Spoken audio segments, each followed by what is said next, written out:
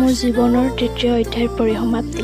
নমস্কাৰ, মই বনশ্ৰী। আপোনালোক সকলোকে মোৰ জীৱনৰ অন্য এটি দিনলৈ স্বাগতম জনাইছোঁ। সিদিনাখন আছিলে 28 মে 2025 আৰু মোৰ কলেজীয়া জীৱনৰ শেষৰটো দিন। বহুবোৰ মৰম, ভালপোৱা, বহুবোৰ মৰমৰ সম্বন্ধ এনেকৈ সৰুকৈ সাঁচি থ'ম বুলি পেলাই ভিডিঅ'টো বনাইছোঁ। বনাব নাজানো, সৰুকৈ চেষ্টা অলপ কৰিছোঁ। আশা কৰোঁ ভিডিঅ'টো চাই ভাল পাব।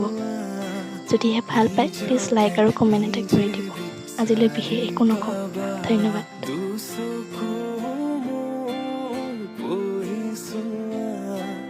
নিজকে নিজে বিচাৰি পাবা, আকৌ সুধিছো কোৱা,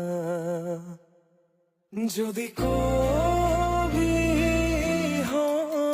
মই কবিতাৰ ছন্দ, তুমি হবানে বগা কাগজত কলমৰ লিখনি, উদ্দেশ্য তুমি